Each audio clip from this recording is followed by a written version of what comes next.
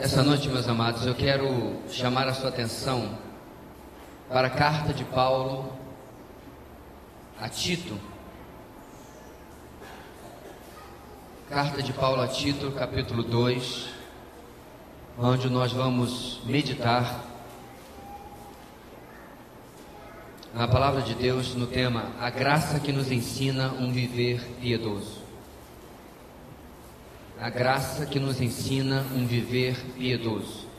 Se por acaso você não estiver com um boletim para anotar, não apenas aquilo que é projetado, mas principalmente aquilo que Deus vai falando no seu coração, para que você possa compartilhar no seu grupo, faz um sinal aí, tenho certeza que nossos irmãos farão chegar até você um boletim também. Quem foi Tito? Tito, meus irmãos, ao lado de Timóteo, era um dos jovens discípulos assistentes do apóstolo Paulo. Paulo havia deixado Timóteo em Éfeso e Tito em Creta com o mesmo objetivo: organizar em cada uma das igrejas, ou estabelecer em cada uma das igrejas, presbíteros, ou seja, líderes, homens que fossem aprovados nos quesitos que estão em 1 de Timóteo capítulo 3 e em Tito capítulo 1. E esses líderes, no plural, por cada igreja,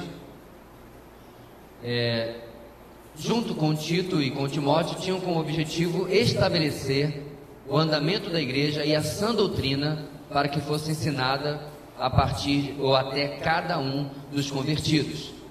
Nós temos que lembrar, meus irmãos, que eles estavam em uma cultura que não tinha o acesso ao evangelho que nós temos hoje, muito menos a palavra de Deus. E eu nem sei se isso é algo tão ruim, porque agora que o evangelho chega até eles, essa doutrina chega até eles, eles têm um ensino que é frontalmente contrário àquilo que eles haviam recebido na cultura greco-romana. Em compensação, quando a gente vai fazer a mesma coisa no Brasil, por exemplo, quando vamos estabelecer uma igreja em uma cidade no interior, onde não há nenhum trabalho cristão ou evangélico, você já tem competindo com você uma série de ensinamentos pseudo-cristãos que você tem que desprogramar a mente, a cabeça da pessoa. Mas a tarefa de Tito era diferente.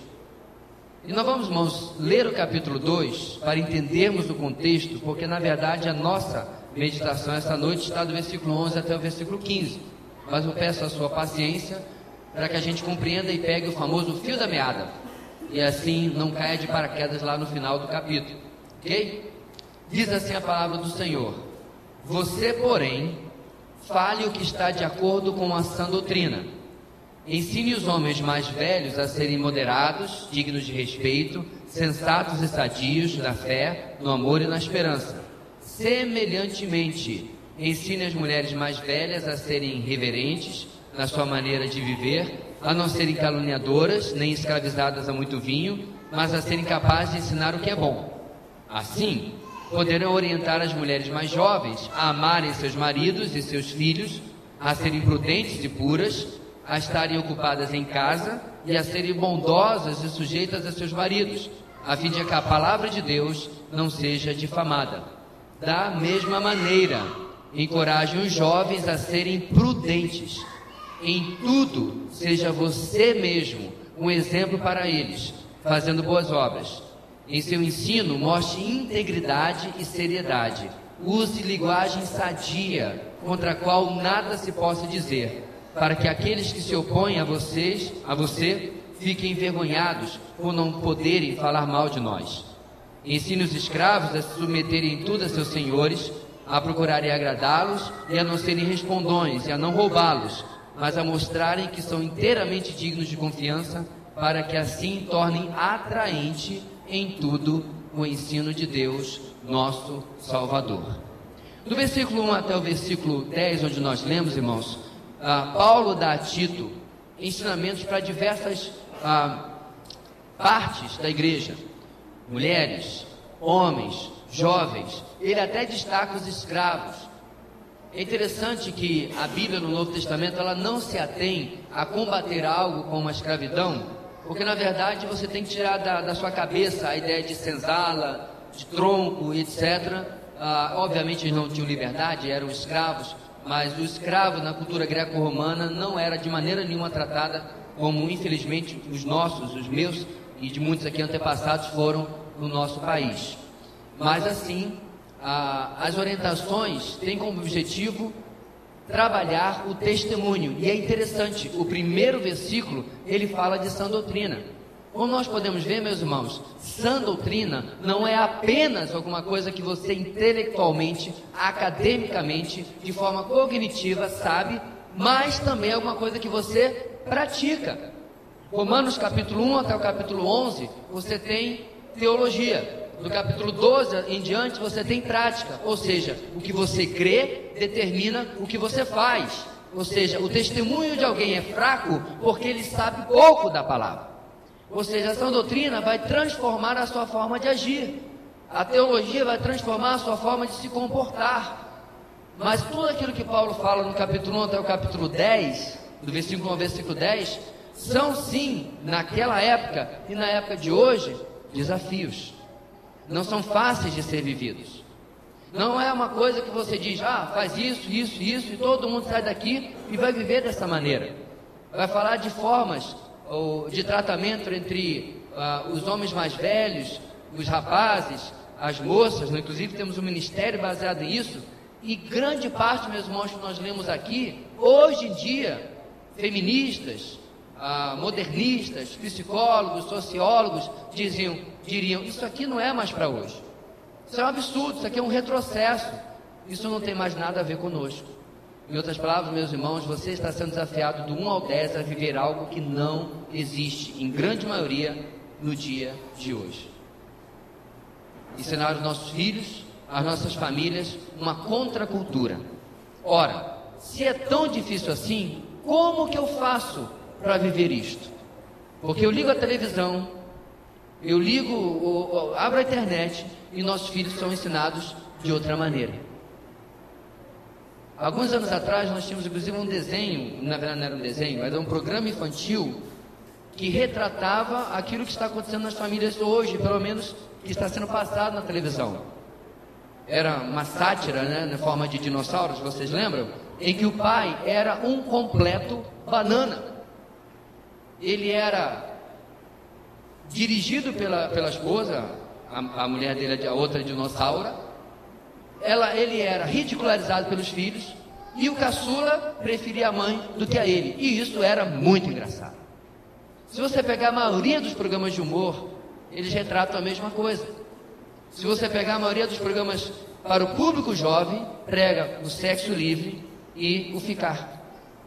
Como nós podemos ter um viver piedoso no meio dessa cultura? Aliás, o que é um viver piedoso? A palavra piedade, eusebeia, no grego, transmite a ideia, meus irmãos, de um viver de acordo com Deus. É interessante que no inglês a palavra um viver piedoso é um advérbio, godly, que se você fosse traduzir literalmente, você traduziria um viver deusamente, da forma de Deus, com a sabedoria de Deus, com a visão de Deus, com o jeito de Deus, com a vontade de Deus.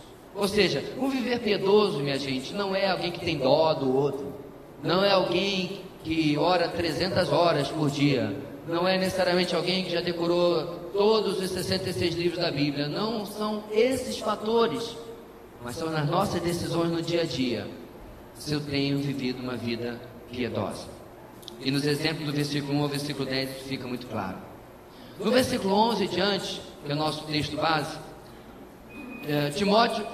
Paulo continua falando a Tito o seguinte: diante disso tudo que eu lhe falei, versículo 11, porque a graça de Deus se manifestou salvadora a todos os homens. Ela nos ensina a renunciar à impiedade e às paixões mundanas e a viver de maneira sensata, justa e piedosa nesta era presente, enquanto aguardamos a bendita esperança, a gloriosa manifestação de nosso grande Deus e Salvador, Jesus Cristo. Ele se entregou por todos nós a fim de nos remir de toda a maldade e purificar para si mesmo um povo particularmente seu, dedicado à prática de boas obras. É isso que você deve ensinar, exortando-os e repreendendo-os com toda a autoridade. Ninguém o despreze. Meus irmãos, nós vamos costurar do versículo 11 em diante uma frase. Essa frase começa com a seguinte colocação: a manifestação da graça gera um viver piedoso. Nós vamos caminhar, esse é o título que está lá em cima, por esse versículo, completando essa frase até o versículo 15. A primeira coisa que eu quero destacar, meus irmãos, é que no versículo 11, Paulo coloca para Tito a necessidade de compreender que nada daquilo que ele acabou de falar vai se tornar realidade na vida dele, na vida da igreja em Creta e na nossa vida hoje em dia, se não for a graça de Deus. Meu irmão, abandone toda ilusão de que você conseguirá realizar isso no seu esforço próprio, de que você conseguirá ser um melhor marido que deve ser, uma melhor esposa, o filho, a filha, o pai ou a mãe. O profissional não importa no seu próprio esforço. Há um limite até onde nós não conseguimos mais ultrapassar, e daí em diante nós necessitamos da graça de Deus.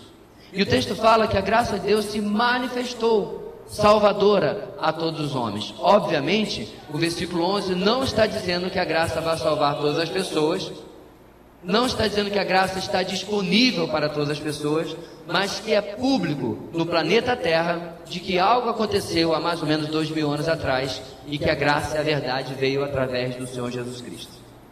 Isso não é algo escondido, isso não é algo que a gente precisa dizer: olha, você não sabe, o calendário foi dividido por este fato. Verdade foi que foi muito tempo depois, mas nós sabemos, acompanhando o livro de Atos, que a palavra de Deus, a graça foi pregada rapidamente por todo o Império Romano, e logo alguns anos na vida dos apóstolos ela chegou da Espanha até a Índia e todo o norte da África.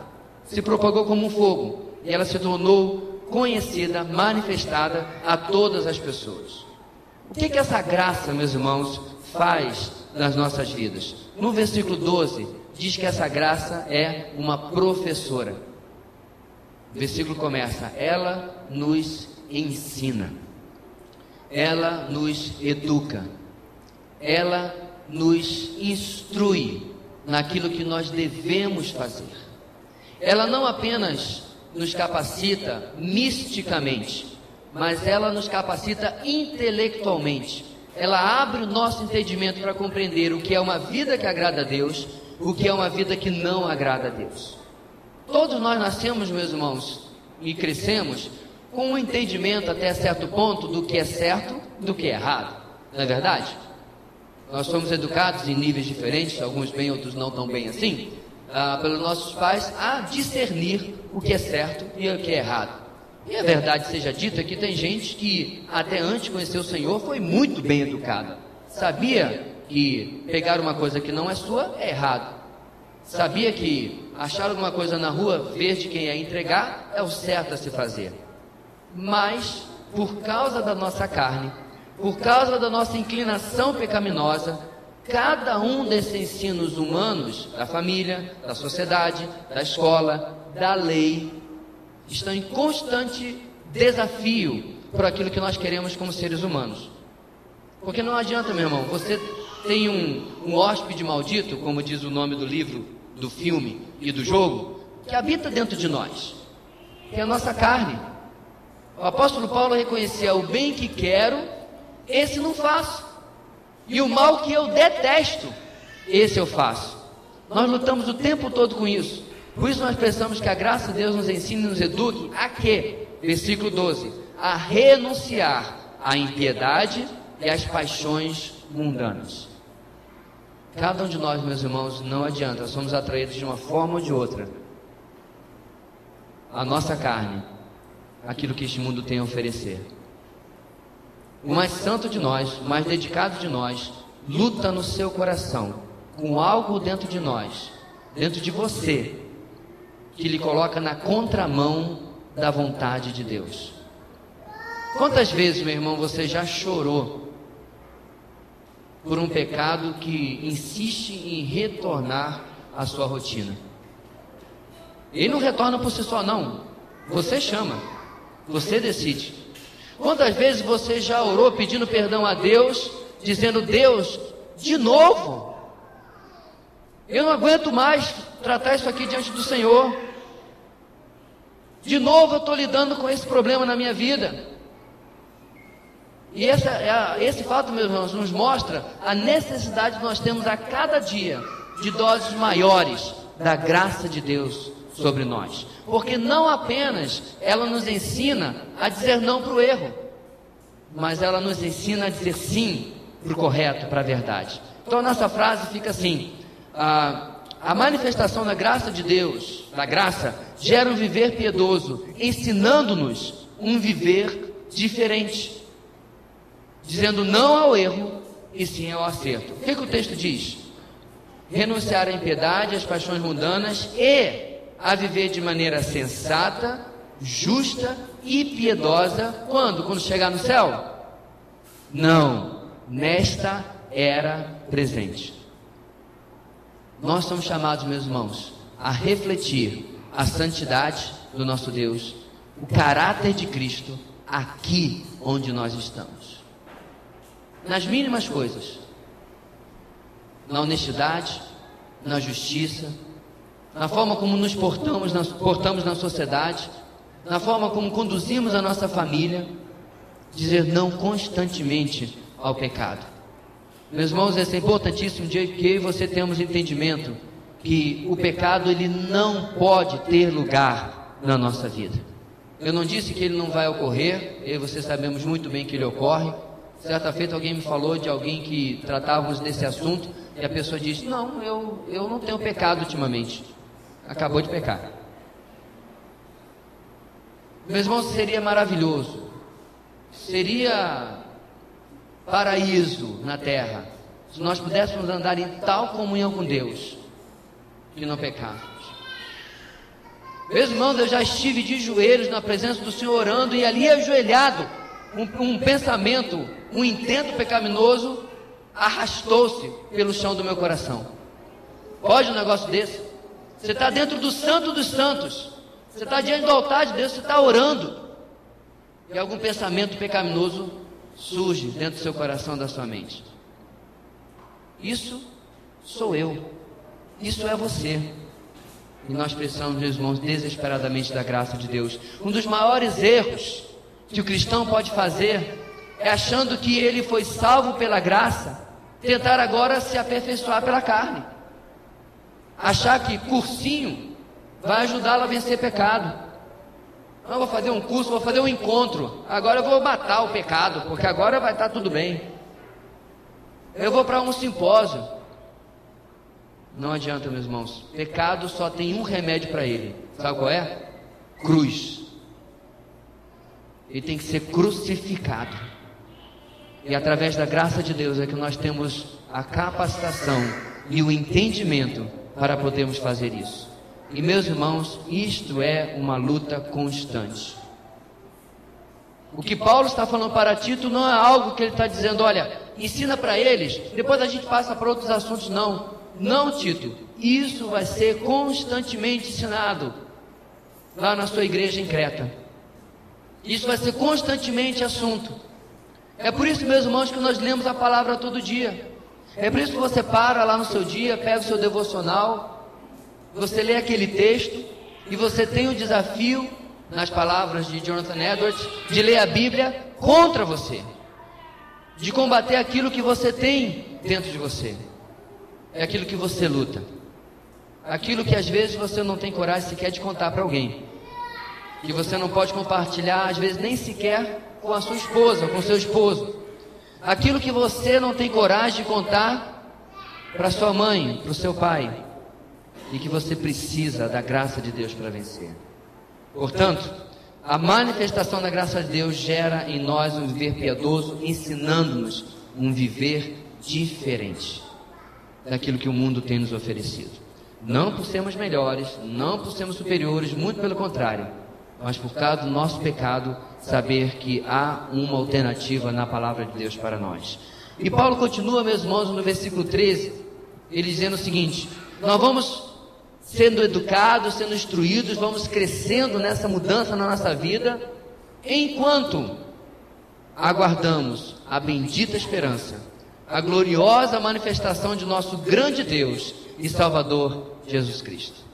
Meus irmãos, Paulo nos diz, ensina isso, e diz para eles que a vitória está chegando. Ensina isso e diz para eles que logo, logo a sua promessa vai chegar. Não diz para eles que logo, logo o inimigo vai ser derrotado embaixo dos seus pés. Não.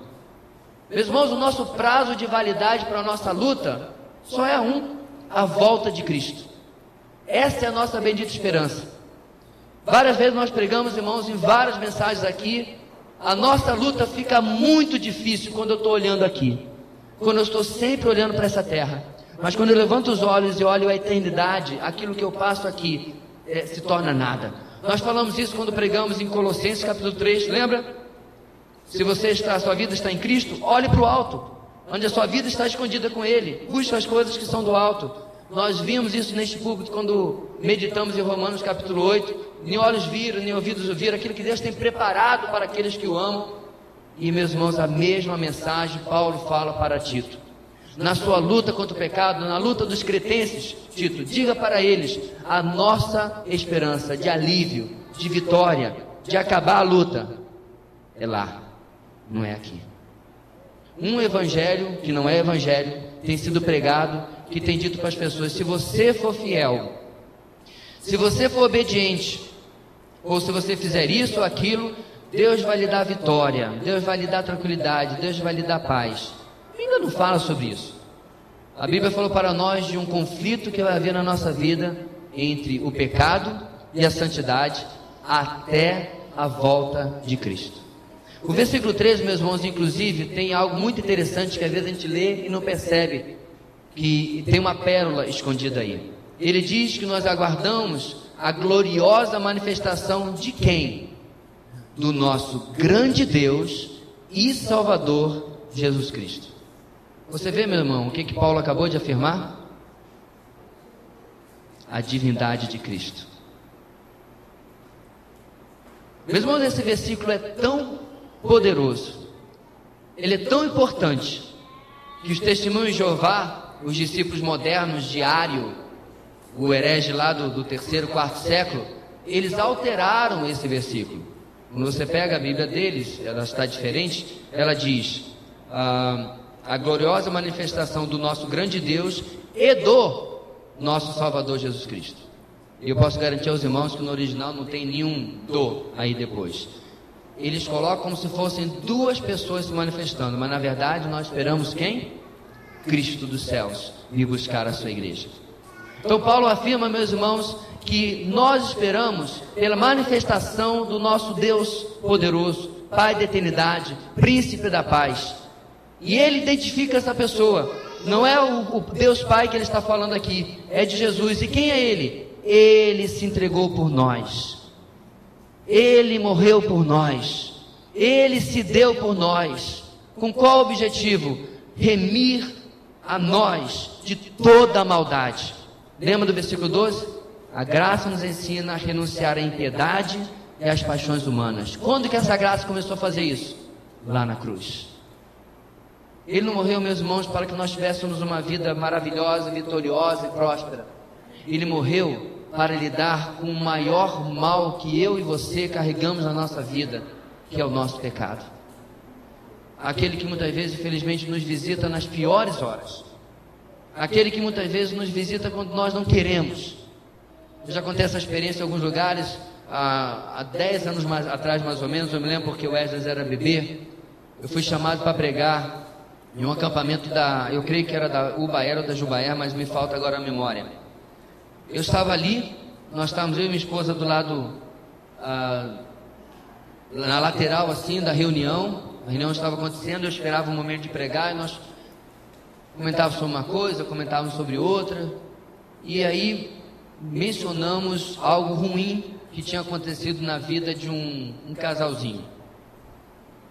E meus irmãos, eu estou ali há minutos de ministrar a palavra como estou fazendo agora. E nós estamos ali falando, coisa de casal, né? Falando da vida.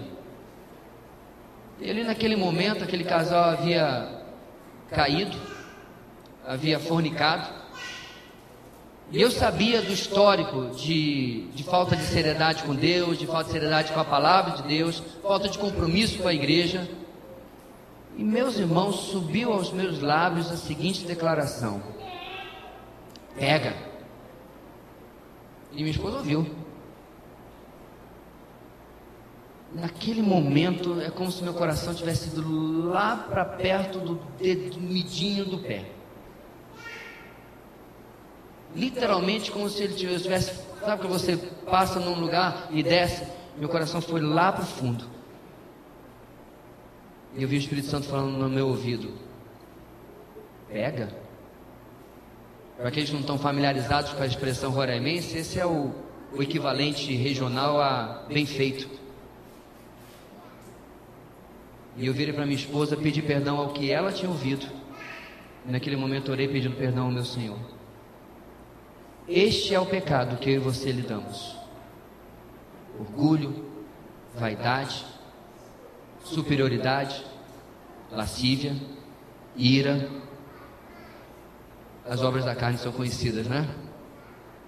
E nós temos, meus irmãos, que compreender que a morte de Cristo na cruz não foi para que você tivesse um carro novo, não foi para que você tivesse uma igreja cheia de gente que pula, que é livre, não foi para que você tivesse uma vida próspera. Foi, diz o versículo, Ele se entregou por nós a fim de nos remir de toda a maldade e purificar para si mesmo um povo particularmente seu, exclusivamente seu, unicamente seu.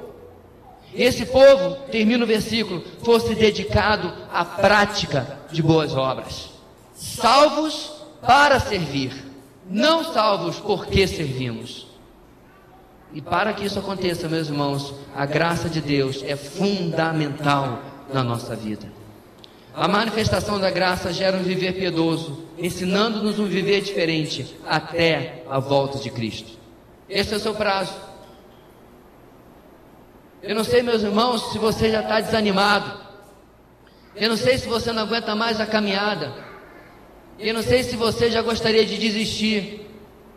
Mas, meu amado, nós somos uma igreja jovem, uma igreja onde as pessoas de 50 anos são anciãos. Eu estou quase lá.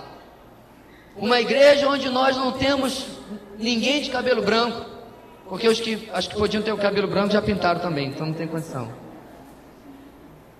Ou seja, meus irmãos, nós somos uma igreja que, é claro, como diz o velho ditado, para morrer basta estar vivo. Nós somos uma igreja, meus irmãos, de gente jovem. E a pergunta é: está cansado de quê? Está cansado do quê? O remédio, meus irmãos, para o cansaço na caminhada é graça. É graça. É dizer: Deus, está difícil, eu quero a tua graça. Deus, eu não estou aguentando mais, eu quero a tua graça. Porque, meus irmãos, a graça de Deus, o próprio apóstolo Paulo vai nos ensinar em Coríntios, se manifesta na nossa fraqueza.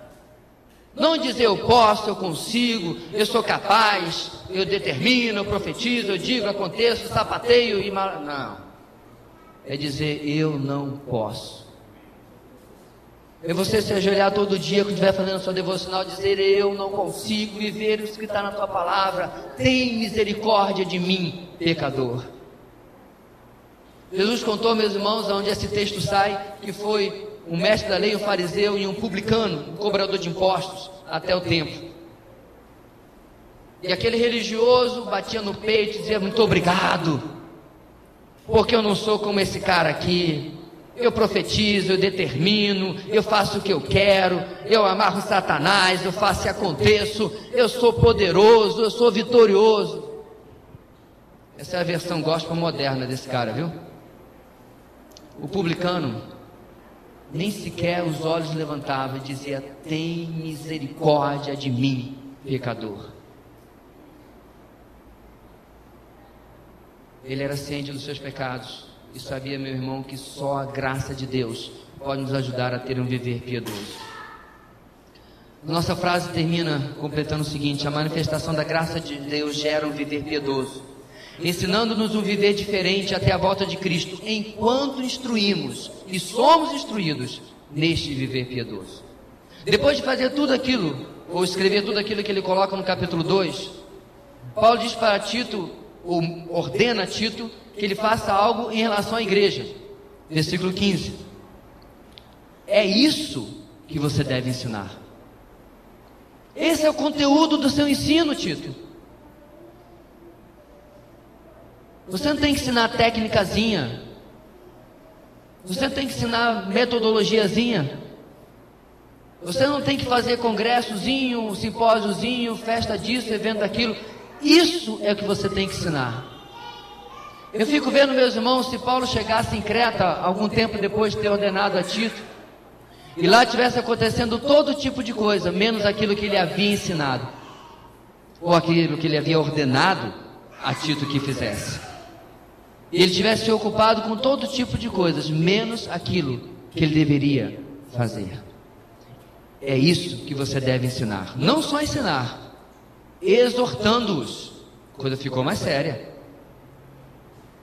mas vai ficar mais ainda. E repreendendo-os. É como você faz com a criança, né? Filho, não faça isso, tá? O certo é isso, e isso o papai não quer que você faça. Esse é o ensino. Qual é o próximo passo? Exortando-os. Filho, o papai já não disse que não é para fazer assim? O que o papai lhe ensinou a você fazer? Repita para mim. Deixa eu ver se você entendeu a mensagem. Ah, tá. Então já sabe. Qual é o próximo passo, irmãos? Repreendendo. Filho, na minha frente para o banheiro, por favor, agora. A casa caiu.